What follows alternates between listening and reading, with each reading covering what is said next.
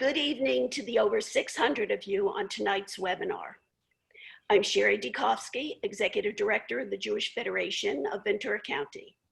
And along with my co-host, Cindy Silverman, Executive Director of the Jewish Federation of Greater Santa Barbara, we welcome everyone to the 2020 Goldberg-Tobin debate, Left versus Right, the battle for the soul of American Jewry.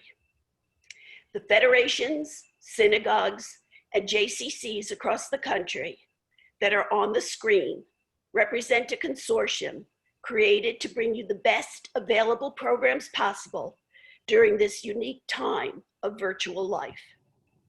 Each professional in your respective communities is struggling to keep Jewish life alive and vibrant. It is not possible without your help. If you are able, please be generous with your support for their mission so that when we emerge from out of this dark tunnel, we emerge together. There's a story I would like to share with you. During World War I, German soldiers found themselves in trenches facing fellow Jews from numerous opposing countries. Covered in mud in the darkness of night, many would whisper across the trenches to each other in Yiddish, "Are you a Jew?" If the answer was yes, "I am a Jew," then each would do everything in their power not to fire upon each other. Above country, nationalism, or patriotism, there are the ties that bind us together above all, the Jewish people. Am Yisrael Chai. In whispers, they found each other. Imagine what we could do. In that spirit, I would now like to introduce Rabbi Michael Lotger, the Ventura Federation Community Rabbi, and this evening's moderator, as he welcomes J.J. Goldberg and Jonathan Tobin in debate. Thank you, Sherry. It is a great honor to be here and to be moderating this august panel. I will introduce the panelists and, well, first I'll say a word about how this is going to function. There are four questions, no allusion to Pesach intended, that we have agreed to discuss. Each of the panelists will discuss the question for 4 minutes each, and then each will have a 2-minute rebuttal, and then we'll move on to the next question. If there are questions from the audience, you will see at the bottom of your screen a window that says Q&A. And so if you have questions, as you have them, just type them in. I will be keeping an eye on them. And then at the very end of our discussion, we will have sometime about 15 or 20 minutes, I think, for questions and answers. So now let me introduce the panelists. J.J. Goldberg is Editor Emeritus and Senior Commentator at the Jewish Daily Forward.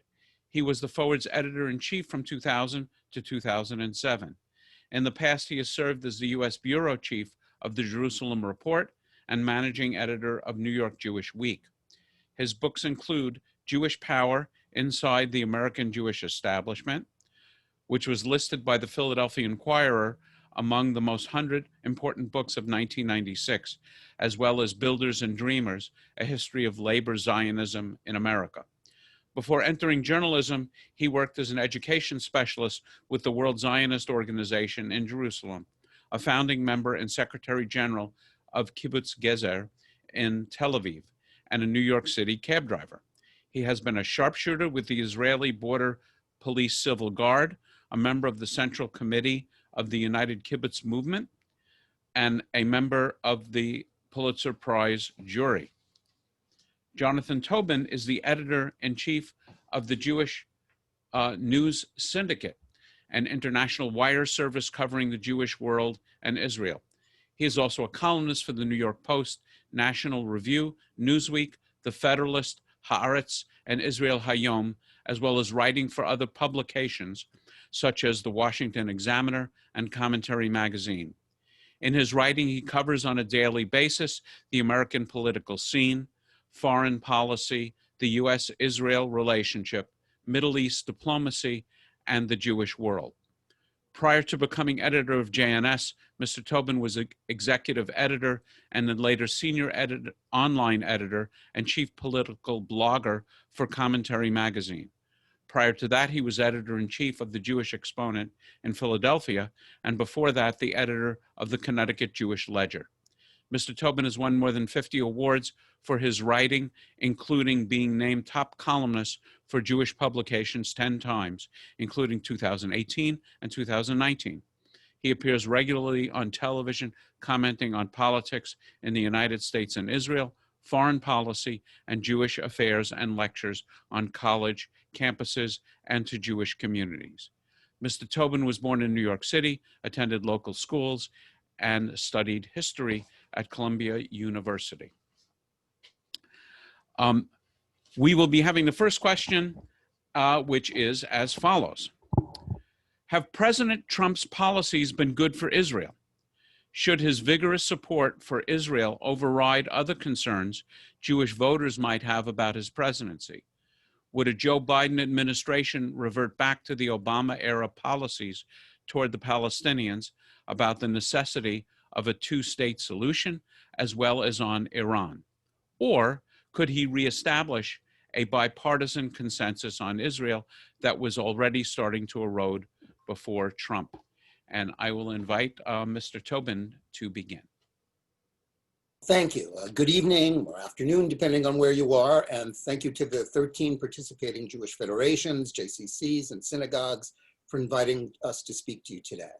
And now that the holidays are over, I want to wish you a Shana Tova to everyone for a happy, healthy 5781. Only a month after normalization agreements between Israel and the United Arab Emirates and Bahrain were signed at the White House, questioning whether the Trump administration is good for Israel isn't so much inaccurate as it is silly. Say what you will about Trump, but it is a simple fact that his has been the most pro-Israel administration in the history of the relationship between the two countries.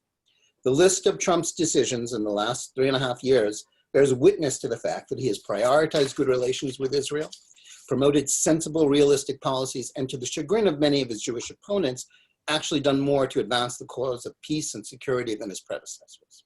Moving the US Embassy to Jerusalem, recognizing Israeli sovereignty over the Golan Heights, demanding accountability from the Palestinian Authority for its financial support of terrorism, and withdrawing from the dangerous Iran nuclear deal, which not only legalized Tehran's nuclear program, but with its sunset clauses, made it inevitable that it would get a weapon with Western approval. Any one of those policies would in and of itself justify the claims of Trump's supporters that he's good for Israel. Taken together, they make a good case that at least as far as Israel is concerned, his presidency has been a historic high point for the alliance. That he did these things is something to cheer even if you don't like him, but it's more important to ask how and why it happened. Trump is accused of being erratic, but on Israel he's been anything but. Trump's skepticism of experts and establishment thinking can often get him into trouble. But with regard to Israel, it served him well because the experts, the foreign policy establishment that have been guiding US policy in the Middle East have been dead wrong for decades. Trump and his foreign policy team looked at the deadlock in the peace process and not only rejected President Obama's belief in the idea that more daylight between the two allies was necessary, but that it was time to reject the conventional wisdom that upheld 3 myths. One was the myth that the conflict with the Palestinians was the key to all problems of the Middle East. The second was that Israel could not have better relations with the Arab world until it created a Palestinian state. And third, and most importantly, that Israel needed to be saved from itself.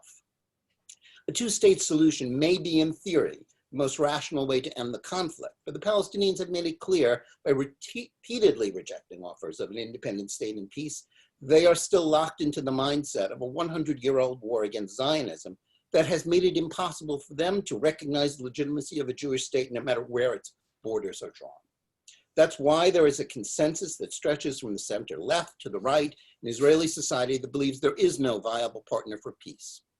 Some American Jews may disagree with that consensus, but if, as they claim to, they support Israeli democracy, then they should respect the right of the Israeli people to make their own decisions, even if it means that the solution is not in sight, and accepting that most Israelis believe that repeating Ariel Sharon's disastrous experiment in Gaza, in which the withdrawal of every Israeli soldier, settler, and settlement led not to peace, but to the creation of a terrorist state. And to do it in the far larger and more strategic West Bank would not be so much unwise as insane. You can disagree with that, but Israel does not need to be saved from itself, and those who claim that this is their goal are wrong. Trump didn't wind up brokering the ultimate deal with the Palestinians, but that happened because they aren't interested in one. But by helping to support the desire of moderate Arab nations who now look to Israel as an ally against an Iran that was enriched and empowered by Obama's appeasement, he has helped forge peace agreements that would have been unthinkable a few years ago. That is something that should be celebrated, not dismissed because you disagree with him about other issues. And it happened because he and his team were right about the Middle East and the so-called experts were wrong. Thank you, right on time. And I will ask J.J. Goldberg to address the same question. If President Trump were really a good friend of Israel, he would not have withdrawn from Syria and left that vital field to the Russians and the Iranians. At this point, whether Israel can operate in Syria as it needs to from time to time against the Iranian and other terrorist groups is really up to Putin. Now, these days, Netanyahu speaks almost as often to Putin as he does to Trump because Putin holds the ground that way over there. The second issue where Trump could have been a friend to Israel but was not was in backing away from what Obama did, which was to reestablish America's credibility in the Arab world, which had been lost under George Bush and the invasion of Iraq, so that America could serve as an honest broker and bring the sides together rather than standing with Israel in magnificent solitude and leaving the world to go its own way. A friend of Israel would be working to help Israel make peace with its neighbors. Now, is peace possible? The Arab states in 2002 issued something called the Arab Peace Initiative. It offered Israel full recognition and normal relations with all of the Arab states in return for Israel allowing a Palestinian state along the 67 borders or near them, and a solution that was just and agreed between the two sides for the refugee problem. The agreed solution to the refugee problem has actually been negotiated. They're not that far apart. The deal is possible. Israel has not gone along with it because the Netanyahu government, which has been in power for most of the last 15 years, has not wanted to withdraw from the West Bank and does not believe in a Palestinian state. The fact that Israel was able to make relations with United Arab Emirates and Bahrain looks less like a turning point in the Arab world and more like a Hail Mary pass from the Saudis, who wanted to. Israel has not agreed up until now to take the step of allowing a Palestinian state on the chance that the Arabs will keep their word and offer Israel full peace. So now they're getting some of the goodies in advance of the deal to woo them in. And the thought that the rest of the Arab world is now going to follow suit, the Saudis have been saying over and over again, not until the Arab Peace Initiative is resolved. The Moroccans have been saying over and over again, not until the Arab Peace Initiative is accepted and implemented. The Palestinians are arguing with the Emiratis and the Bahrainis over whether the Arab Peace Initiative guaranteeing Israel peace and security in return for the Arab Palestinian state, whether that deal can be made without holding off. In other words, by breaking ranks and offering Israel some of the goodies before the deal, they feel they've been betrayed. And they made it very clear. What you've done by making peace with Israel now is betrayed the Arab Peace Initiative, in which we will guarantee Israel peace in return for what we demand in return. So the deal is on the table. The idea that the Palestinians don't want peace is about as true as the Palestinian notion that the Israelis don't want peace. Each side says horrible things about the other side. Each side is convinced that if you say horrible things about me, that means you're not going to make peace with me. Each side doesn't like the other side, resents what the other side has done to it. But ultimately, there is an interest on both sides in laying down their arms and getting along somehow with a high wall in between them. Thank you. So I'll ask Jonathan for a 2-minute rebuttal and then back to JJ. Well, a few points. I was critical of Trump's withdrawal from Syria, but we have to recognize a couple of basic facts. The United States hasn't fully withdrawn from Syria, but the notion that the United States can resolve Syria by itself is a myth. And the notion that Trump's move caused the sky to fall was also a myth. The situation is something that the United States can't solve by itself, or really in convention with anybody else. This was a situation that existed before Trump. President Obama abandoned Syria to the Russians and to the Assad and the Iranians. That's something that Trump has sort of given up on, and it's hard to argue with that at this point. As far as the Arab Peace Initiative, let's be honest, it's been rendered obsolete by the agreement of Bahrain and United Arab Emirates with the approval of the Saudis and to the cheers of Jordan and Egypt. The Sunni Arab world has given up on the Palestinians. I mean, the only people who haven't apparently are some people on the Israeli left or the Jewish left. They are sick of Palestinian intransigence. They understand that the Palestinians simply are not capable, that their national identity is still intrinsically tied to this war on Israel that even the moderates can't give up. And that's the basic obstacle. To say that the Palestinians want peace as much as the Israelis is just, it flies in the face of facts. They have repeatedly rejected peace agreements, and it is not, as my friend JJ says, just a series of unfortunate circumstances, assassinations, governments fell. If Netanyahu has been in power for the last 11 years, it's because the Palestinians keep re-electing him, because a consensus within Israeli society has held that there is no peace partner. And for American Jews to claim, well, no, you're wrong, is absurd. The Israelis understand the situation. The last 3 elections that were fought in Israel, which were very bitterly fought, had nothing to do with the peace process because there's a consensus on the peace process. They were about Netanyahu and other issues. So the idea that there is, a peace deal on the table, that it's only Israel has to say yes, it's quite the opposite. It's the Palestinians who have to give up, to have a sea change in their politics that will enable them to say yes. And we hope we live to see it, but right now it's not in the offing. JJ? There are a few fallacious ways of thinking that we often fall into. One is to say, if you can't fix everything, then you can't fix anything. The notion that America is not responsible for everything that happens to Syria and can't save the whole situation is of course true. But America could have refrained from withdrawing its troops and abandoning the Kurds, America's best allies in Syria, to the tender mercies of the Turks. But Trump wanted to pull American troops out of Syria, and he did. He wouldn't have kept Syria in some sort of tip-top shape if he'd left the troops there. He would have not made it worse, which is what it became. The other fallacious idea is that if the Palestinians didn't buy the offers that Israel made over the years under Rabin, under Barak, under Ehud Olmert, then that proves they don't want peace. The fact is that under Rabin, under Barak, and under Ehud Olmert, there have been negotiations which have made steady progress, a little bit under Rabin, further under Barak, and further under Olmert, so that both Olmert and Abbas agreed they were only a few weeks or a few months away from a final deal. In each case, Rabin was assassinated, Barak lost his coalition and had to go to elections, and Arafat, of course, undermined him in the elections by starting the second intifada. And the Olmert was indicted. So each prime minister, after laying an offer on the table, was removed from office before the other side could make a counteroffer. There has been progress. They're not that far away. And it's always been based on the Arab Peace Initiative.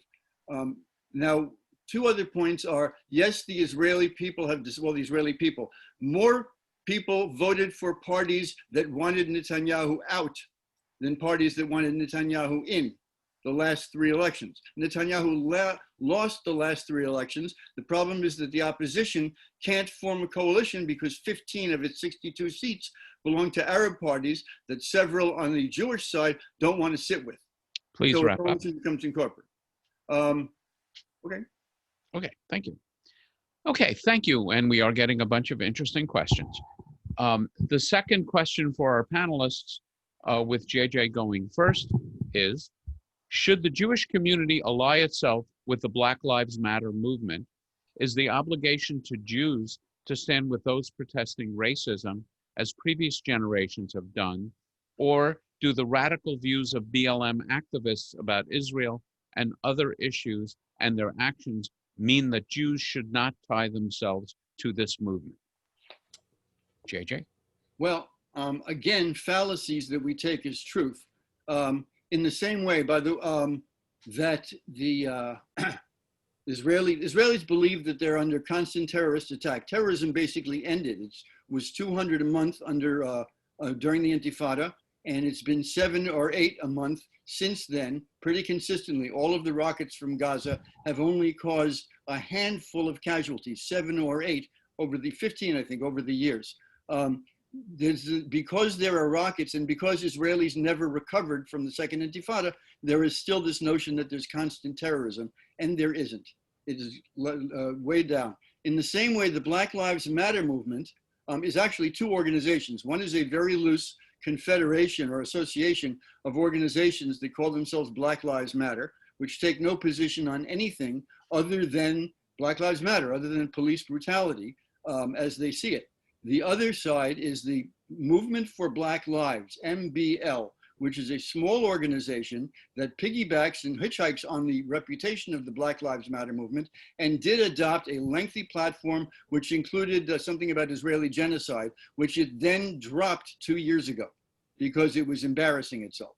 So this notion that the Black Lives Matter movement is essentially somehow a threat to Jews or an anti-Semitic movement or even an anti-Israel movement just isn't so. There are people in that movement who don't like Israel, who are openly hostile to Israel, but the movement is not, most of its members are not, and there is no reason for the Jewish community not to stand side, but not to ally itself. It's a movement of Black community to help itself. They don't want somebody else to join them, but other people of goodwill can stand alongside them, support the goals, and say, as an obvious truth, yes, Black Lives Matter. So the idea that we exaggerate and build on myths, Black Lives Matter movement is anti-Semitic because there was a smaller movement with a similar name. It's the same pattern of getting stuck in a fallacy that was true or seemed true at a certain point and never letting go of it. The last thing is, when people say they don't like us, we say, listen to them. They mean every word. Remember what happened under Hitler. When people say they want to get along, Palestinians say, we recognize Israel as they did ever since '88 and have never taken it back. We say, oh, they're lying. If they don't like us, we assume it's true. If they say they do like us, we assume that they're tricking us somehow. It's not a healthy way to be in the world, and it's not a productive way to conduct your business. Thank you. Yes, Mr. Tobin. We all know that racism exists in this country and that it is part of our history as a nation. Wherever it exists, it should be exposed and vigorously opposed. As Jews, our values and our history align us on the side of those who have experienced discrimination. So when we hear the phrase Black Lives Matter, we instinctually react with support. However, that expression is at one and the same time an anodyne phrase that no decent or reasonable person could oppose, as well as a movement that not only brings in its train ideas and proposed policies that range from the questionable to the outrageous, but also a way of thinking about America that is antithetical to both the truth about the broad strokes of our history and the liberal values that have made it both the freest nation on earth, as well as the place where Jews have uniquely thrived. The vast majority of Americans support the idea that police brutality and racial bias must not be tolerated. But the movement that took to the streets this past summer in mostly peaceful protests nevertheless led to hundreds of riots is based on a fundamental misconception, not only about law enforcement in this country, in which the myth that police are hunting down and murdering unarmed innocent Blacks is believed despite the absence of statistical proof, but also about the nature of American society.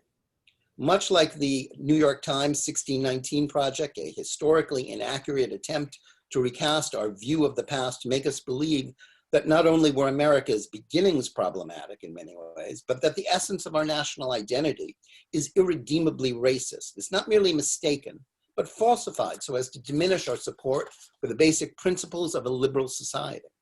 It aims not so much to tear down statues, but tear down the fabric of our faith and liberty that is essential to American identity and law.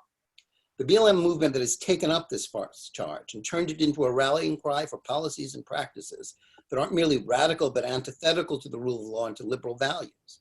Instead of taking race out of the law, BLM and the related effort to impose critical race theory and intersectionalism on American society is determined to make race the center of every conversation.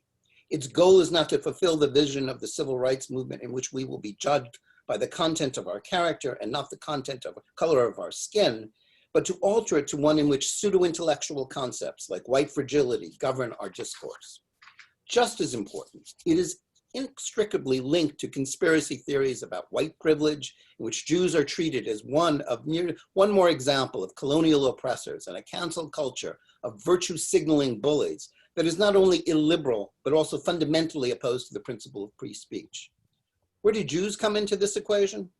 Those groups who purport to represent us are always on firm ground in supporting equality and opposing discrimination. But the BLM movement, in its various forms, takes us into territory in which we are not merely signing on to policies that are antithetical to Jewish security, such as those reflecting decreased policing, but also this movement is linked to intersectional myths that are directly connected to anti-Zionist and anti-Semitic ideas and movements that Jews are obligated to oppose. One can oppose injustice without being co-opted into a movement that has countenanced mob violence and is also incompatible with support for Israel, but also the values of a society in which Jews and other minorities have thrived.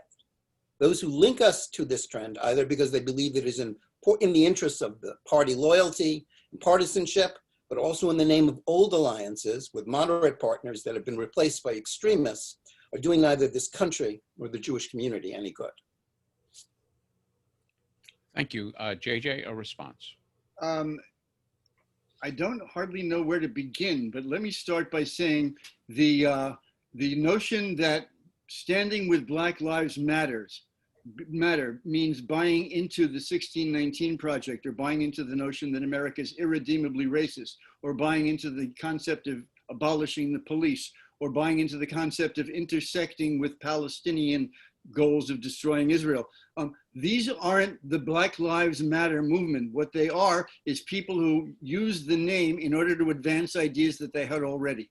The hundreds of thousands of people who have marched through the streets of our cities in the last 2 years in the name of Black Lives Matter, most of them never heard of intersectionality or critical race theory. They don't know what it is, and they'd laugh if they did understand what it was. What they are is in favor of is training American law enforcement to stop discriminating. Now, I don't know what it's like to wake up in the morning and wonder whether my kids are going to be okay walking to school. I don't know what that's like. I understand that for many, many Black families, in fact, for most, apparently there's been this outpouring from middle class, from moderate, from even conservative Black families that are saying, finally, somebody is recognizing that we have, the police, we have much to fear from the police. As a white person, the police seem to me as my protectors. In fact, when my kids were little, I used to take them to the police station in order to make friends with the cops so they'd grow up understanding that cops aren't bad people. On the Upper West Side, you need to say that. But the idea that the movement is about abolishing the police, that it's all about the 200 or 250 Black men who are killed by police every year, and I don't know how many of them were actually unarmed, probably half, as opposed to, by the way, the 5,000 or 6,000 young Black men who are killed every year by other young Black men. This has captured the imagination of the Black community as a way of advancing and releasing a certain amount of fear that they live with every day, which makes them feel probably more oppressed than the economics of the situation show. And there's no reason not to stand in solidarity with that sentiment. Thank you. Again, lots of interesting questions coming in, and we have about almost 430 screens tuned in. Moving on to the third question for, sorry? I think I'm entitled to my 2-minute rebuttal. No? Oh, I'm sorry. I forgot that. Sorry. Go ahead. It's okay. I think we all stand with the anodyne statement that Black Lives Matter. Of course, Black Lives Matter. But what's been at issue in these past months as the issues have unfolded is much more than that anodyne statement or the natural sympathy and support that we all feel for African Americans who feel threatened by police or by racism wherever it comes. But what has happened is that it has brought to the fore, these aren't merely isolated voices or people who have nothing to do with this movement or spokesman. It is intrinsically linked to, and I think this goes back to our first questions, to a sort of radical wing of American politics that does believe in intersectionalism. You know, we didn't get to talking about partisanship on Israel, but part of the problem is that the two parties have flipped. They've exchanged identities over the last 50 or 60 years, in which the Democrats, who were once the lockstep pro-Israel party, became, thanks to the influence of the intersectional left, deeply divided about Israel, while Republicans, who were once divided on Israel, are now the lockstep pro-Israel party. And we have to understand that these radical voices have a lot of influence. They are not merely just, you know, crazy people on the internet. They have, you know, a strong point. That's why the question of critical race theory and white fragility, the best-selling, you know, pseudo-intellectual, you know, movement, which is driving so many companies and even the government to start these training sessions that are really antithetical to equality, antithetical to combating racism. They're rooted in a kind of racism. That's why we can't ignore it. We have to speak up against it and against the cancel culture that is related to it. That is, as I said, antithetical to the rights of all individuals and of free speech. That can't be allowed to go to be subsumed by merely the fact that we care about racism. Of course we do, but we have to fight a movement that is largely dominated by these negative forces. Thank you. Thank you. Moving on to the third question.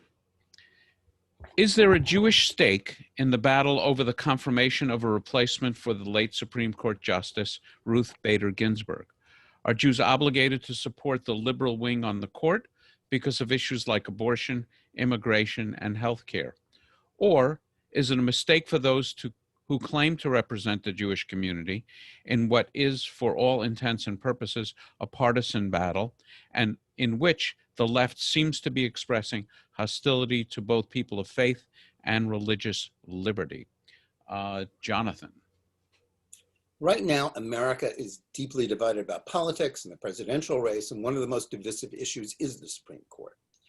Nominations to the court are divisive in a way that they weren't in previous generations for a clear reason.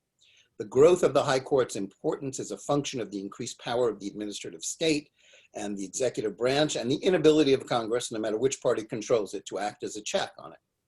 The Supreme Court has, alas, become a super legislature. That's why bruising court confirmation fights, which were once rare, are now a given no matter how qualified the nominee. Not without justification, Democrats are screaming about Republican hypocrisy because of what happened in 2016 with Judge Merrick Garland. But neither side's 2016 arguments stand very well up now, as even the New York Times opinion section pointed out recently. All the arguments that made by the Republicans then about the inadmissibility of an election year confirmation are being used today by the Democrats, and Republicans are recycling the Democrats' 4-year-old arguments demanding that the Senate do its job and act on a president's nominee. The hypocrisy is universal, and both parties ought to admit that this is about power and not a principled debate about process. This is something that those who claim to represent the broad interests of the Jewish community need to remember before they dive headfirst into partisan brawls and say that they are doing so in the name of the Jewish community.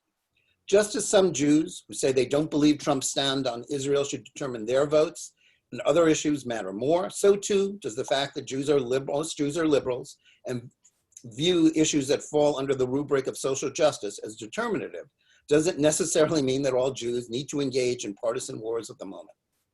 It's an old joke, and one that is actually unfair, to say that the non-Orthodox or Reform Judaism is merely the Democratic Party platform with holidays thrown in. But no matter what denomination you are or party you affiliate with, we should always differentiate between those interests that are specifically Jewish priorities and those that engage our individual beliefs as American citizens. nor should we allow the fact that Jews regard abortion very differently as a matter of religious law to turn that debate into a religious war in which Jews are aligned against those who oppose it as a matter of faith. That doesn't mean we aren't entitled to our opinions and to express them strongly, but the notion that this is a specifically Jewish issue is a perilous limb to venture out onto, even if the majority of us are clearly on one side of it. It is also important to bear in mind that among the most important issues facing the court in recent years are those related to preservation and protection of our First Amendment rights to free exercise of religion. Part of that debate takes the form of efforts to denigrate or repress those conservative Christians whose beliefs are very different from that of most Jews. The question here is not so much whether liberal Jews will oppose Judge Amy Coney Barrett because they despise Trump or are ardent advocates of abortion rights. But if, as has been the case with so many Jewish groups, they are indifferent to the rights of conservative Christians to practice their faith in the public square, rather than only in the privacy of their homes, this cribbed version of the First Amendment also poses a potential threat to Jews. The notion that the rights of others to religious expression or autonomy should be abridged because we view our issues like abortion or gay rights that should supersede them is unacceptable, no matter how much we care about those issues. The problem is that a willingness on the part of many Jews to defend religious freedom seems only to extend to those who think or believe as we do. Instead of defending the First Amendment rights of religious minorities, they think that they should be abrogated. That Jews have little sympathy for Christian conservatives whose beliefs are seen as threatening to liberal ideas is unsurprising. But rights are not supposed to exist just for our friends and us. They must apply to everyone or they're meaningless. Religious freedom for me, but not for thee, is not a sentiment that is consistent with the Constitution or the long-term interests of the American Jews. Jews may not support Amy Coney Barrett, but if they don't criticize attempts to impose religious tests or expressions of contempt for her faith, they will be undermining the case for their rights too. Thank you. And JJ. To begin with, the notion that in opposing the movement to the right of the church, of the Supreme Court, and the advancement of the views of the Christian right is somehow anti-religious freedom is simply fallacious. When what the Christian right is demanding is the right to impose its values on everybody else, rather than leaving the public square neutral so that all religions can practice their faith at home and tussle in the public square about political issues rather than opposing each other's faith. But when you come forward and you say it is immoral for the entire nation to practice, for example, to permit abortion, and abortion should be made as close to impossible as possible, you're imposing your views on Judaism, which, by the way, in many circumstances requires abortion. If it's in danger to the mother's life or to the mother's mental health, by most interpretations, most Orthodox interpretations, you have to let the mother abort in order to let her continue with her life. This is not recognized. And one time that this was tried in a legislative arena was in 1990, when the Louisiana state legislature proposed a law banning all abortions under any circumstances, anytime. The Jewish community and the Board of Rabbis in New Orleans sent the chairman of the Board of Rabbis to Baton Rouge to testify about Judaism's stake in this. And he said, look, under Judaism, life is an evolving thing. It's the Talmud teaches the first 30 days it's a drop of bodily fluid, and so on. It's an organ of the body. During the break for lunch, reporters asked the chairman of the committee, who was also the sponsor of the bill, what happened that morning. And he said, we heard from a religion that believes in killing babies. So our right to practice our religion is at stake in the fight to keep the public square neutral. I think it was Irving Kristol. Yes, it was Irving Kristol, because I discussed it with him after that. In August of 1991, in Commentary magazine, wrote about his view as they called him the godfather of neoconservatism, that the American life was losing any sense of moral anchor and was drifting amorally because of the loss of religious values. And it was time for America to re-embrace its Christian tradition, even if Jews would, to some extent, be ghettoized and excluded. That was an okay price. Now, whether the Jewish community speaking in the name of the Jews, should represent the majority of Jews on some matters that Jews strongly believe in, and many Jews believe as an expression of their Judaism, I don't understand what the question is. Jews should, when we elect a government, the government does what it believes and what it said it was going to do, whether or not we believe in it, and we still pay taxes. When we support institutions to speak in our name, they are going to do what most of us believe. And the idea, it's been basically since the 1990s, I think, well, since Newt Gingrich made opposition a matter of moral level, that you're not fighting with the opponents, you're defeating evil.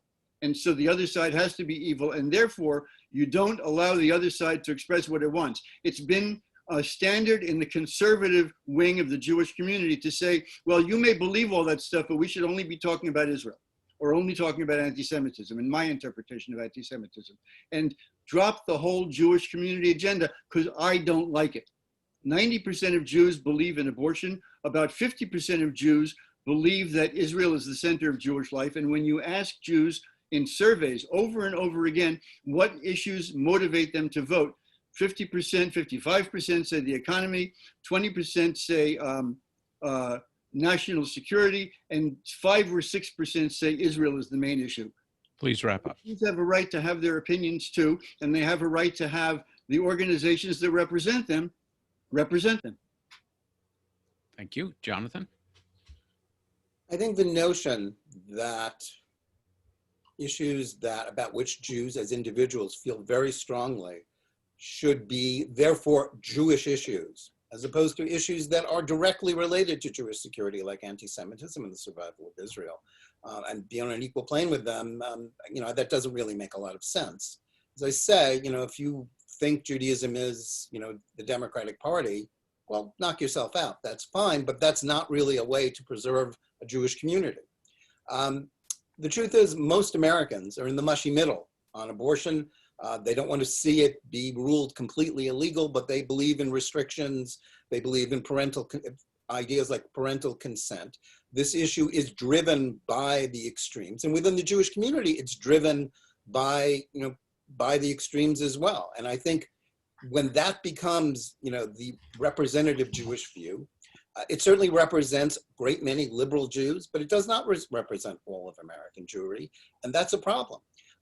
As far as Jews being ghettoized and sort of American liberals being ghettoized, that's a very antiquated concept. The people who are being ghettoized are conservative Christians who have been basically left behind on issues like gay marriage and and other sort of other issues. They want to be left alone, and indeed, some of the left won't leave them alone. They won't let them practice their faith. They want to compel them to pay for abortion-inducing drugs. This is where the First Amendment comes in. It's not easy.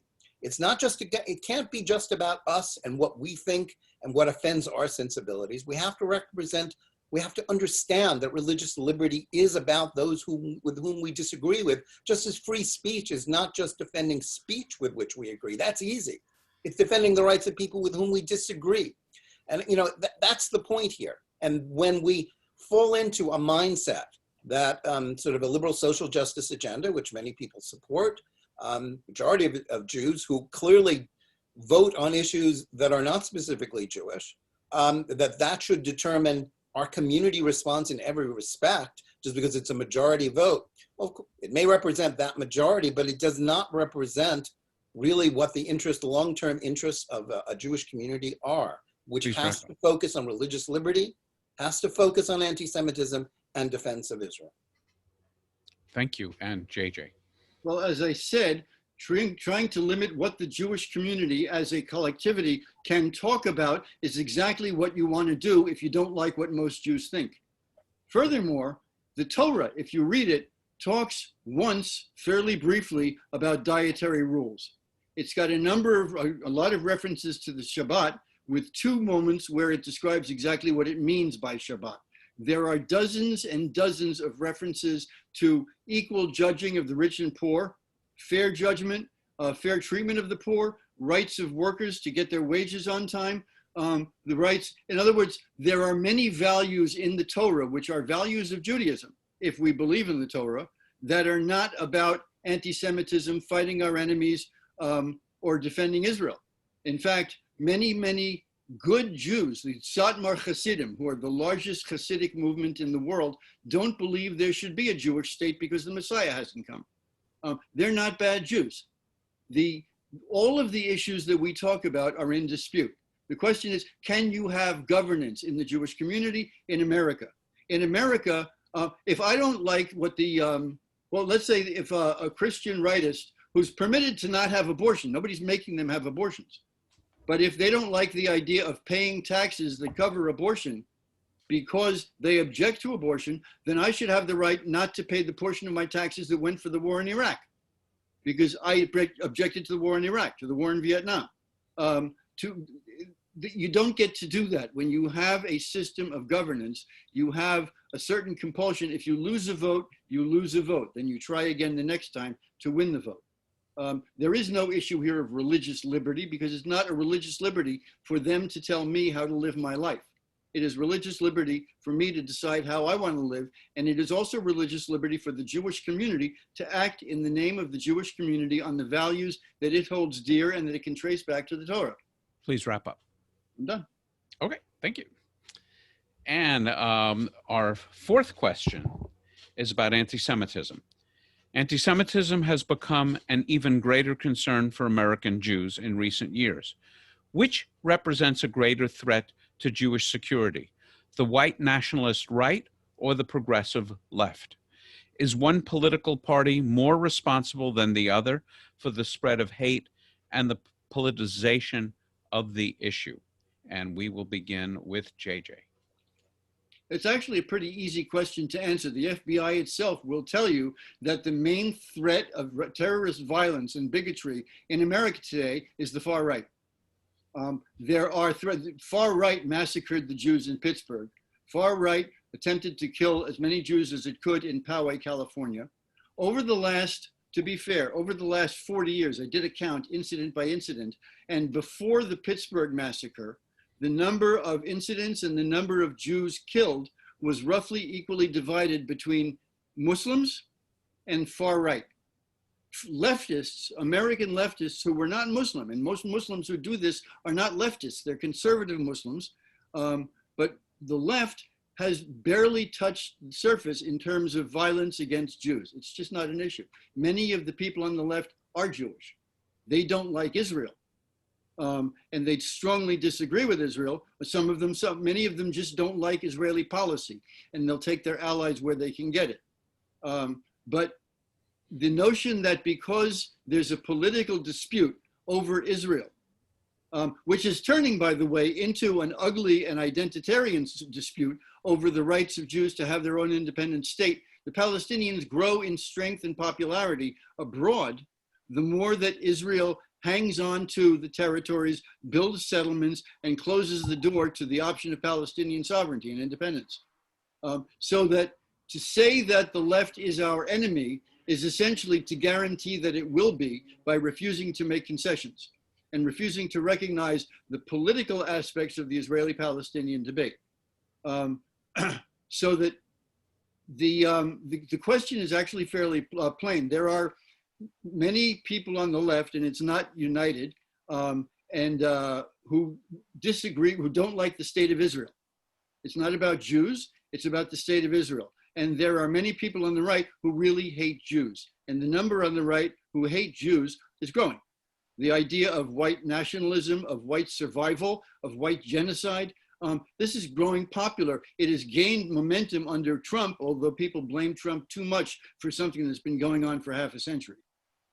Finally, the notion that opposing Israel is by its nature anti-Semitism, because Israel is the only Jewish state, ignores the fact that Israel is the only state, for example, that has its capital on turf that no other country in the world, now the Trump administration, recognizes as its own territory. Jerusalem was left to be negotiated. Both sides agreed to negotiate it. Israel has claimed it as itself, as its own. But Tony Judt, the historian, once called Israel and Zionism an anachronism. What he meant, he was roasted up and down for being an anti-Semite for saying that. In fact, what he meant, and he told me this explicitly, America Canada, Australia, and New Zealand founded their nations on territory that had been somebody else's. At the time that they did it, it was legitimate to exterminate inferior races, quote unquote. When the Jews got around to it, and we did it, we didn't exterminate. We just claimed sovereignty and dealt with the fact that many people fled. But it was a time when it was no longer acceptable to establish yourself on the ground that somebody else claimed. By the way, the person who first recognized this in Zionism was Vladimir Jabotinsky, the grandfather of what's now the Likud. He's the one who said it is natural for the Arabs of Palestine to oppose us because no nation in the world, no people, no population, no tribe has ever welcomed another population to come in and turn their territory into its own territory. And that's why we have to remain strong until they come around. Please now wrap up. that they come around, there is what to talk about. But as long as you hold out and say, no, it's all ours, and you people have nothing to say, you're going to increase the hostility. And that's what's happening around the world. The populations around, the Palestinians are gaining popularity on the ground. And finally, Israel has the advantage on the ground in Eretz Israel, in the land of Israel. The Palestinians have the advantage on the street around the world. It's a political truth. There are more Arab states than there are Israel. There's Okay, more Muslims please wrap up. There you go. Thank you. And Jonathan. It's possible for the Jewish people to walk and chew gum at the same time. Obviously, white supremacy, the far right, is a danger to the Jewish people. It's a danger to civil society. It's a danger to all Americans. At the same time, anti-Semitism from the left is a danger to the Jewish people. It's possible for us to condemn and oppose both and to be sane, serious, and sober about both threats. There is no question that many people underestimated the far right and discounted the way that some isolated portions of it can become violent and created massacres, as we said, in Pittsburgh and Poway. But let's also not exaggerate this threat. They are numerically quite small, and they have very little influence in politics and in our public square. They're universally condemned, even though President Trump has sometimes stumbled over repeating his condemnations. There's no question but that they are isolated and numerically small. On the other hand, the anti-Semitism of the left, while not as violent, is still far larger in terms of its numbers. Louis Farrakhan and the Nation of Islam have hundreds of thousands of members and sympathizers and supporters. The far left of the Democratic Party, who buy into intersectional arguments and anti-Zionism, they also are dabbling and practicing anti-Semitism. And let's make a very clear point about the BDS movement, the movement to boycott, divest, and sanction against Israel. At its heart, it is intrinsically anti-Semitic. There's no doubt about this. When you seek to deny to Jews that which you don't deny to other peoples, you are practicing a form of discrimination against Jews. And as the lawyers say, the term of art for such discrimination is anti-Semitism. That is a clear point, and we know that, not just because I'm saying so, but because wherever the BDS movement raises its banners, its efforts, follow acts of intimidation, sometimes violence, and to shun and isolate Jewish students, especially on college campus, always follow. That's the clear point here. It is functionally anti-Semitic. And while its origins were in just merely economic warfare against Israel, and some people give them credit, well, at least instead of terrorism and wars, they gave up the tactics that didn't work to destroy the Jewish state. Now they just want economic warfare. Well, of course, that's failed. BDS hasn't laid a glove on Israel and its startup first world economy. Its real goal now is American Jewry. It's about isolating us. And it's about causing Jews, young Jews, to feel that they have to disavow Israel and disavow Zionism and their connection to the Jewish people in order to remain legitimate, be part of enlightened liberal society. We have to stand up against this. To claim that we have to accept it or that it's just not fashionable, that doesn't work. If there is any issue that should unite us, it should be this one against BDS. It's not Republican, it's not Democrat, it's not liberal, it's not conservative. What it is, a threat to the Jewish people, to our community, to our ability to exist. And holding on to myths about that it's really Israel's fault doesn't advance us, it doesn't help protect us, it actually only enables those forces that are trying to silence Jews, practicing anti-Semitism, and doing it in such a way as to silence the entire Jewish community. We cannot let that happen. We must stand up united against it. Thank you. JJ. You can get really worked out about threats. If it hasn't laid a glove on Israel, then there shouldn't be a problem. If it weren't a problem for Israel, Israel would not have set up a Ministry of Strategic Affairs primarily concerned with fighting BDS. When British trade unions decide to boycott Israel, that's not about American Jews. That's about Israel and what it's doing. For many on the left, they adopt BDS because they want Israel to stop existing, although how a boycott is going to destroy a country is not clear at all. Boycott can't capture territory. A terrorist organization can't capture territory.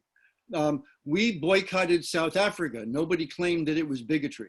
We boycotted the Soviet Union. We boycotted France when it turned against Israel after the Six-Day War. Boycotts are a form of political expression. When somebody starts a boycott against us, of course we will fight it. We will resist it.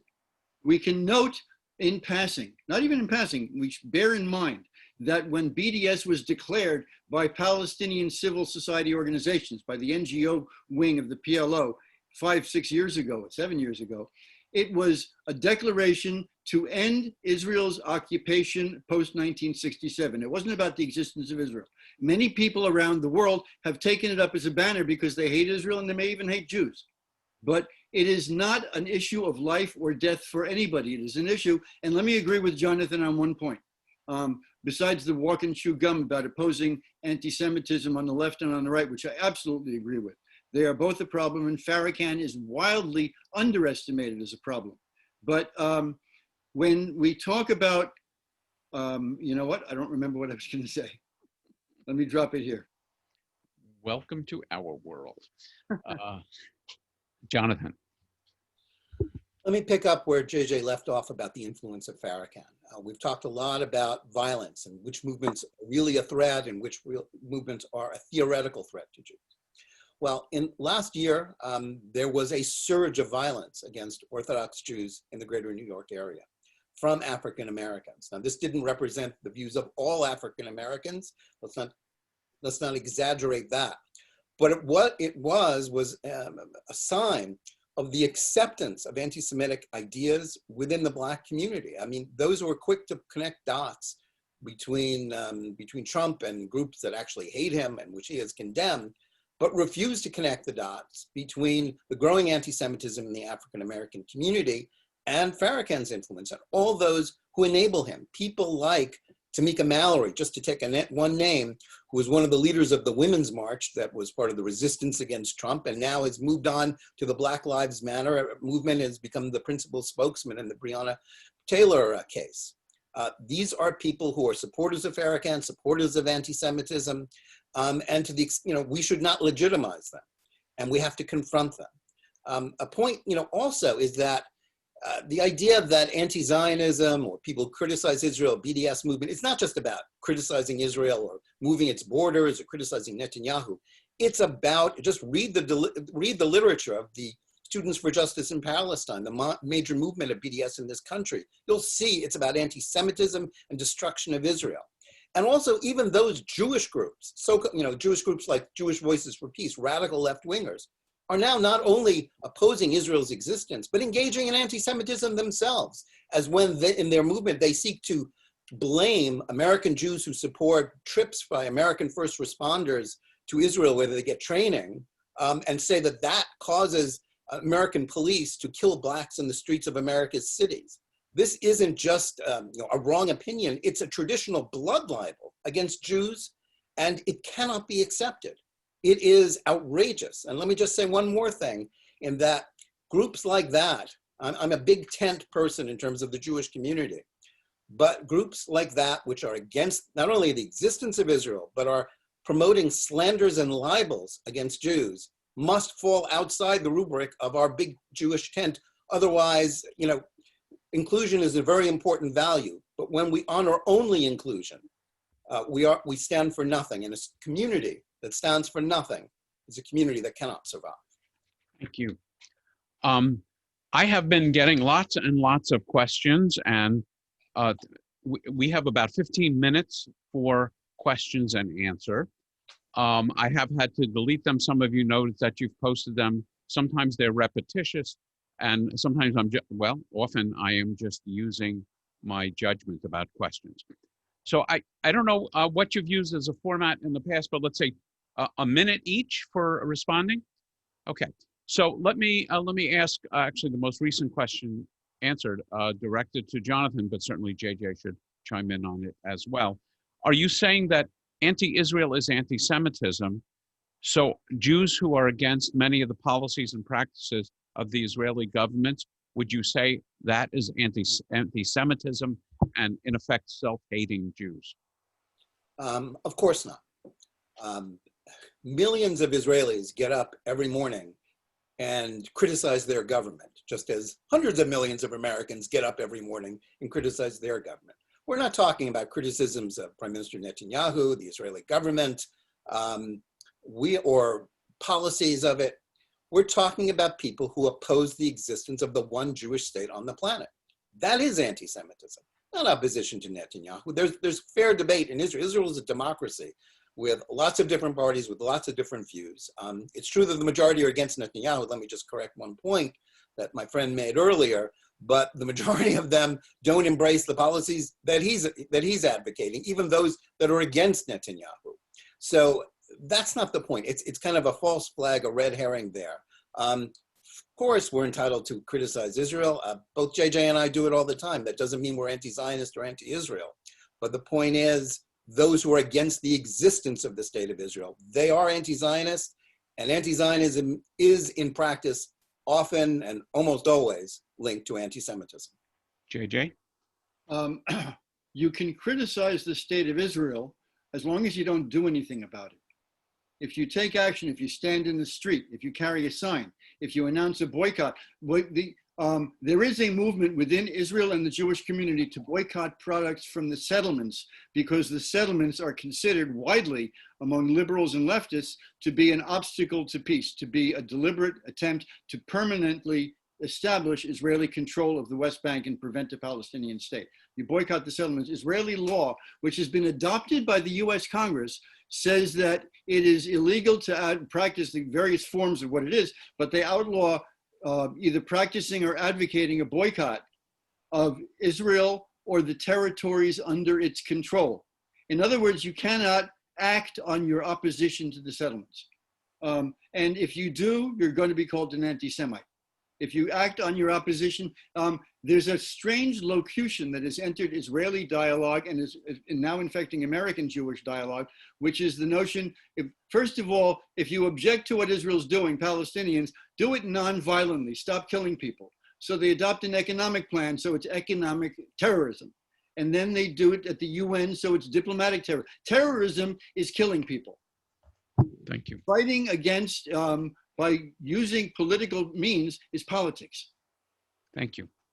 There were a couple of questions raised about Iran and about the current administration's policy of ending the of stepping out of the Iran agreement. Specifically, what are your thoughts on Trump being unable to extend the arms embargo on Iran, and what does that say about international standing of the United States under Trump? And I would add to the question, just asking for your thoughts about the relationship between Iran and Israel, and Iran's influence on the Israel status.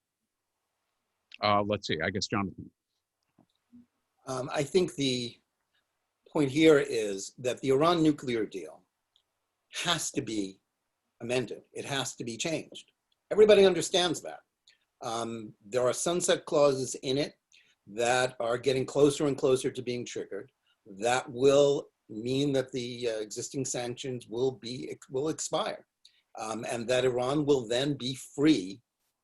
Aside from arguments about its weakness, and the fact that it empowered, it enriched Iran, and encouraged it to pursue its quest for regional hegemony, which is what has forced so much of the Arab world into Israel's arms and have their impatience with the Palestinians. This is something that has to be changed. An American administration, whether Republican or Democratic, was going to have to address this. The notion that merely returning to the Iran nuclear deal and that that leaving it sort of destabilize the region, it's just wrong. I mean, sooner or later, a Biden administration or what follows a Biden administration, assuming that there is a Biden administration, is going to have to address this. And the only way that it will be addressed is by imposing sanctions on Iran. And yes, much of the world is against the United States on this issue, but that doesn't mean that the world is right about this. And the fact is, both the Obama administration and Trump's critics were wrong that the United States, could not possibly impose unilateral sanctions and make the world, follow them. In fact, it has, because they have given the world a choice. You can either do business with the United States or you can do business with Iran. And like it or not, they're not choosing to do business with Iran. So Trump's policy was the right one. And whether there's a second Trump administration or a first Biden administration, that will have to be built on if we're going to eventually redo the Iran deal, as everyone knows we must. Thank you. So I guess I'll ask you, Jonathan, to address the next question first. We're both named Jonathan, but JJ didn't get a crack at that. Oh, I'm sorry. Yeah, I'm sorry. I'm trying to read and think and keep time at the same time. Some of us can chew gum and walk others. Right. Yes. I do it in order rather than at the same time because I get messy. The idea that everybody knows what's wrong is not true. Not everybody knows that. And the idea that America can simply break open the system that has been developed at with great effort by the world community to impose as much restriction on Iran as possible, and you can just break it up, it alienates people. It makes enemies out of allies, and it makes our enemies laugh at us. They're smirking because we're doing their work for them. You can't round up NATO or the EU to join in new sanctions after you've insulted them and told them they don't count for anything and undermined their ability to work together. Now, the funny thing about Trump's withdrawal from the Iran deal is that as a result of his withdrawal and in direct response, the Iranians have returned to enriching uranium, the Iranian uranium. Does that follow? Mm-hmm. The Iranian uranium enrichment program is now in full swing, and they say they will not stop it again until we go back to, until the America rejoins the Iran deal. If the America rejoined the Iran deal in good faith and then tried to renegotiate tougher sanctions or stronger restrictions on Iranian behavior, that would be one thing, but that's not what we're doing.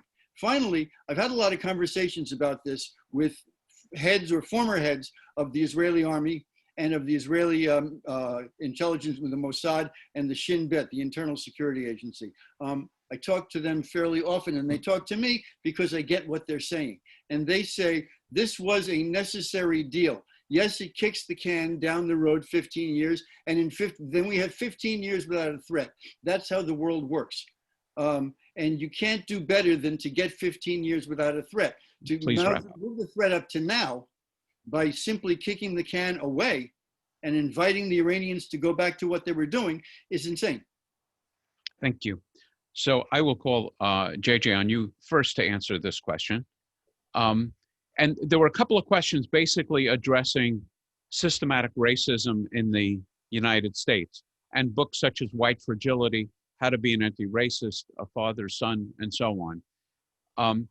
These books, so the question asserts that dismissing these books, and I guess the idea is of course behind them, is an invitation for Americans to remain ignorant of the facts of racism in this country. As Jews, we want the general public to understand anti-Semitism and the Holocaust, so we should also want Jews to be better educated about systematic racism. Please comment. In principle, that is obviously true. We need to be aware of the evils of the world in all their senses, and there is system. Now, you have to differentiate between systematic racism, which means it happens over and over, and systemic racism, which is the main complaint, which means it's built into the system.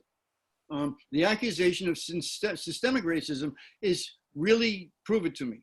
It hasn't really been dealt at great length. There is a feeling in the Black community that they've been shut out over and over again, that there's widespread racism. There is a sense, for example, that the Trump campaign shows you, the Trump victory shows you how much of white America is anti-Semitic. I would argue is racist. And I believe that for many voters for Trump, there were many things they like about him, and his racism, which was fairly obvious to a lot of people, was just not a deal breaker. In the same way that many Black people support Farrakhan because he stands up in a way to the man, and his anti-Semitism for them is just not a deal breaker. We should be standing on, that must be a deal breaker, and that must be a deal breaker.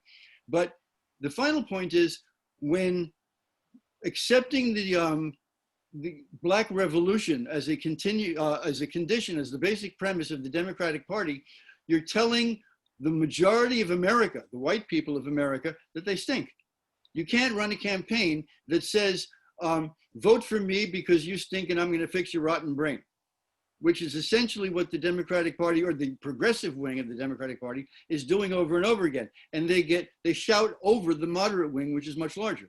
And you want to win power so that you can advance things that you believe in and make the world better. But you can't do that by sabotaging your potential support on the other side by calling people names. And that's what we're doing right now. Thank you, JJ. Jonathan. Well, there was some of that I agreed with.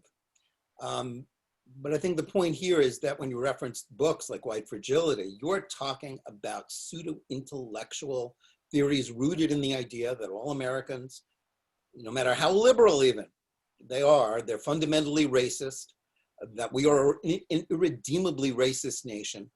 This is a lie. That is not true. The United States is flawed. It was flawed at the start, but it has been on a steady arc of improving freedom and liberty. That is the basic truth of American history.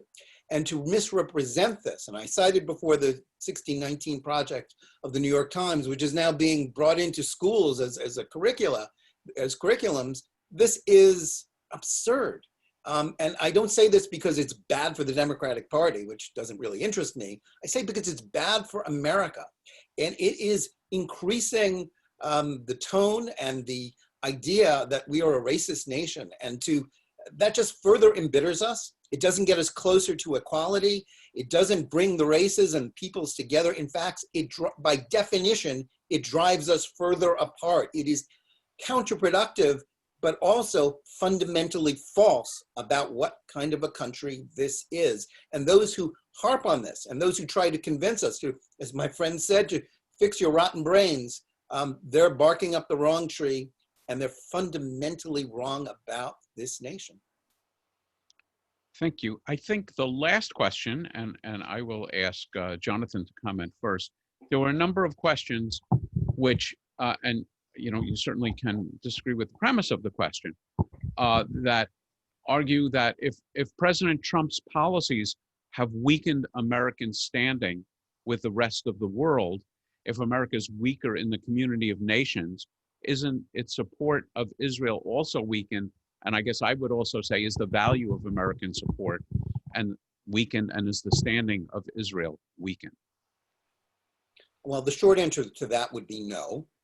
And the reason why the answer to that is no is because the United States still is, the sole superpower in this world.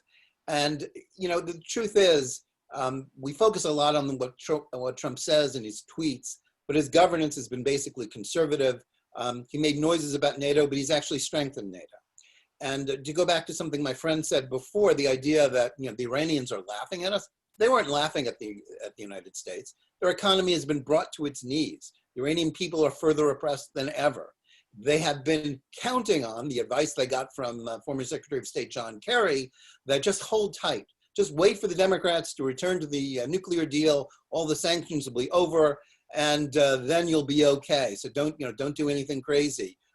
We're coming to your rescue. That is, and the truth is, much of Europe wants that because they want to continue to do business with Iran, and they are insensible to the threat that Iran poses to the Middle East and to Israel. Threats to which Arab nations are much more sensible. So the idea that because Trump and you hate the orange man, you want the bad dream of 2016 to go away, that somehow that vitiates the importance of his support for Israel. Well, that's illogical. Whether you like Trump or not, what he's done on the Middle East was fundamentally right. It has made progress. It will not be wished away. Even a Biden administration, no matter what it says, it will have to build on some of the things he's done. They're not moving the embassy back to Tel Aviv, and they're not going to try to undo the progress that Israel's made in being allied with much of the Arab world, which happened because of bad policies and foolish assumptions by the Obama administration. Thank you. JJ. Iran didn't start being a bad player under the Obama administration. Iran has been undermining the Middle East and trying to spread itself across the Middle East since the revolution in the Islamic Revolution in 1979. Happened under Carter, it increased under Reagan, and so on down the line. They are a bad player. I didn't say that Iran was laughing at us. I said the Russians and the Chinese are laughing at us. Europeans are more worried about the Iranian nuclear project because they're in missile range. They are in missile range. The unrest that Iran stokes throughout the Middle East results in a stampede of immigrants from the Middle East into Europe, which is destabilizing European societies. So they have as much of a stake, if not more, than America does in trying to get Iran under wraps and control. And that means doing something that can get them and not just talking about it and jumping up and down. The idea that we are Israel's friend, Israel is the only country in the world, maybe the Philippines, but certainly Israel is the best known sole country in the world where the population sympathizes with Trump more than despises him. He's very disliked in almost every country in the world except for Israel and the Philippines.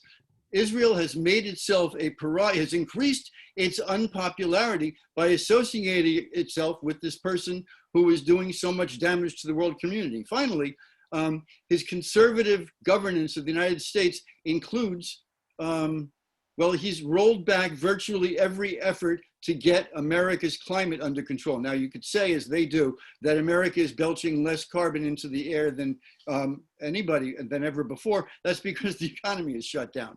But by shutting down one fail-safe, one department, one institution within the government after another, it is making the inevitability of a catastrophe move closer and closer. And this is widely recognized around the world. People are feeling the rising oceans. They're feeling the increased ferocity of the storms as the oceans rise and heat up the air and increase the water in the air. It's Please wrap up. a real threat. The fires, because the forests are drier, because the rain is less. All of these things are a threat to the world, and Trump is intentionally worsening them because he just doesn't believe in science. Thank you. We are going to, that concludes the question and answer portion, and we're going to have a brief wrap up. And the subject of the wrap up, and I will ask JJ to begin it, is are American Jews like American, I'm sorry? Let Jonathan go first. Okay, Jonathan. Are American Jews like Americans in general too divided to be able to listen to each other? Or is there a way forward that can help bring us together? Tomorrow is the 101st anniversary of my late father's birth. And one of my prized possessions of his is this mug, which asserts that everyone's entitled to my opinion. And so let's see if in wrapping up, you can maybe give us hope that that mug isn't prophetic. So, Jonathan. Well, thank you to everyone. Thank you, Rabbi. Thank you to the sponsors of this evening. And thank you to everyone who were logged in to listen and watch us. We live right now in what we know is a bifurcated society. And by bifurcated, I don't mean we're just divided by politics. We are deeply split by our political and cultural views. We know this. We now are a country where people do not watch, listen, or read the same media. We don't listen to each other at all. We no longer credit each other with having even good motives. We don't want to hear the other side. We cut ourselves off. We as a Jewish community do the same thing over our own particular issues, but we're also part of this general situation where people are simply at war with each other, conducting not so much an election, but a tribal culture war in which we view our opponents as fundamentally evil, not merely mistaken or wrong. This is deeply wrong, and it is making us a sick society. How do we get better? Well, I'll give you one example. Recently, Justice Ruth Bader Ginsburg died, and we have been hearing a lot of tributes to her. But one aspect of her life, and though she's kind of become a cultural icon in many ways and part of the political wars as a symbol, but I'd like to remind you of the fact that she and Justice Antonin Scalia, her opposite number, the intellectual leader of the conservative group in the Supreme Court, and she, the intellectual leader of the liberals, they disagreed on just about everything. Were very fiery in their dissents and opinions in which they criticized each other's opinions. But in their own lives, they were close friends. They had a lot in common, both brilliant intellects. They shared tastes in food and opera. They're people of good musical taste from my point of view. But they understood that political combat, debates about legal and legal philosophy weren't the sum total of life. You could still be friends and understand that someone who disagreed with you had good motives, cared about the same things you did. They just went about it a different way. They just had different opinions. This is so important. What have you done for the last hour and a half, just about? We're living in a time where, as I said, the bifurcation of culture has made us so divided, and social media, Facebook, Twitter, has exacerbated that. We don't listen to other people, we delete them, we unfriend them. But what have you done for the last hour and a half? You didn't unfriend us, maybe you wanted to, but you listened to both of us. You had to, if you were going to stick with this.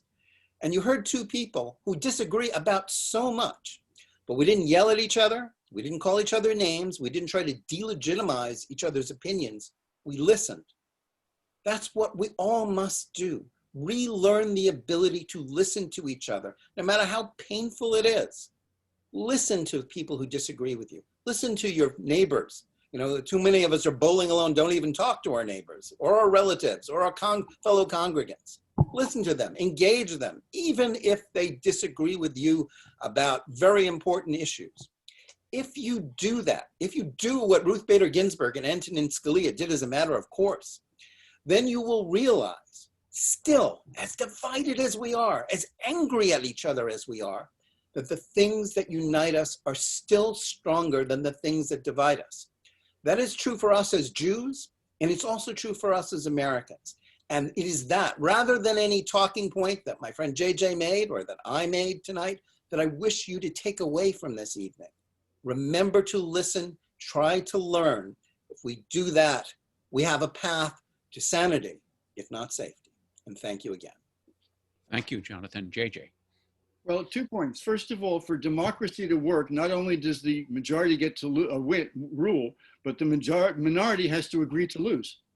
If the minority is so convinced that the other side spells death for all of us, it's very hard to give them the opportunity. So viewing the other side's opinions as an existential threat to our lives simply makes it impossible to work together or compromise. But how do we get there? I can give you a personal experience that sort of guided my life in a lot of ways for the last 40 years or so.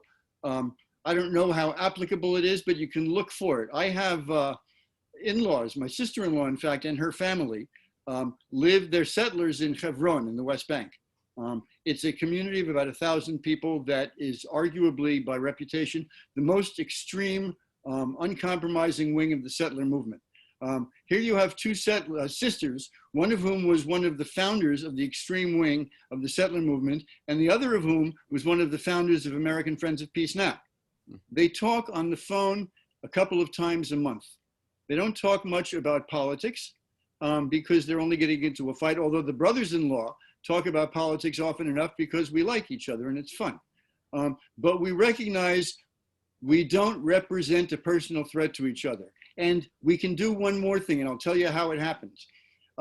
It was probably about 20 years ago when her kids were younger. She had 2 teenage boys, were the oldest. They're now married, have kids of their own. And they came to their dad one day, Ezer Weitzman, who was then the president of Israel. It was during Rabin's period, and he was visiting Hebron with a big entourage. He was a big dove, and he was trying to show how he would listen to the other side. And the boys came to their dad and they said, Abba, we're going to go with our friends downtown. Ezra Weitzman is going to be here, and we're going to throw stuff at him. And their father said, you can't throw stuff at him. He's the president of Israel. And the boys said, oh, Kelev Smolani, he's a leftist dog. And he said, you know, Doda Shifra is Smolania. Aunt Shifra and Uncle JJ are leftists. And their reaction was, oh, so leftism is not really that bad. He said, no, it's just somebody who disagrees with you. And that has changed our family dynamic for decades. It makes it possible for us to be a family, even though we so strongly disagree. It makes me think every time I write about the importance of dismantling the settlements, I am calling for great harm to my in-laws. I need to weep over what I'm saying. I have to believe it, but I have to weep, and I have to understand there's people on both sides. Thank you.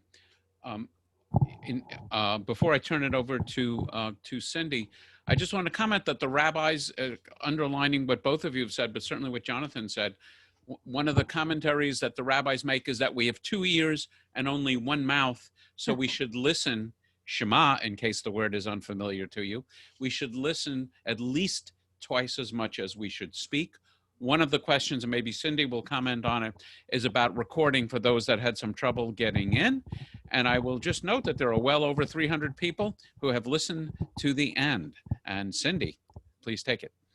Thank you so much. What an inspiring message at the end. After listening to you have completely different points of view, you agreed that Jews can walk and chew gum, which I was glad that we had one place that you were in agreement. But I understand you're great friends. I think it's so important in this time, in this culture, that we can have these conversations or not have these conversations and talk about music or theater or something if we're completely opposed to each other's point of view. But it's so important that we come together. And what a beautiful job that the two of you did. Rabbi Lotkert, you were amazing. You did a fabulous job. I want to thank Sherry Dukowski, who's such a great partner for me and has been for 12 years. And I love working with her. And a big shout out to our Zoom admin up there, Eileen Tatro from Temple Beth Israel in San Diego, who did a great job of making sure that everything came together. We will have a recording. It will be up on a number of different websites. So if you can reach out to me, I think everybody has my email. If you want to know where to find the recording, if you want to listen to it again, there were some great points made. You can write them down and make them later to other people. But you both did an excellent job. I think you covered absolutely every issue that there is to cover in this conflict, which is pretty amazing in an hour and 30 minutes. You didn't see the rest of the questions. I was looking at them. Oh, yeah. So thank you so much to everybody for joining us. Thank you, JJ. Thank you, Jonathan. Really inspiring. Thank you, Rabbi Lotker, for doing such a great job. And let's listen to each other and be better with each other, because if we don't, we're really going to be in trouble. And that's the most important thing we can do. So the traditional word of parting in Hebrew is lehitraot. And I was talking with my Israeli cousin, and as JJ mentioned, we are absolutely on the opposite sides of the political spectrum. And as I was about to leave her, it just struck me that what I really should be saying is lehit ramot. So until we meet again remotely or in person, thank you, Cindy, for all the work that you did in pulling this together. Thank you. Have a wonderful evening, everyone. Thank you. Take care and stay healthy.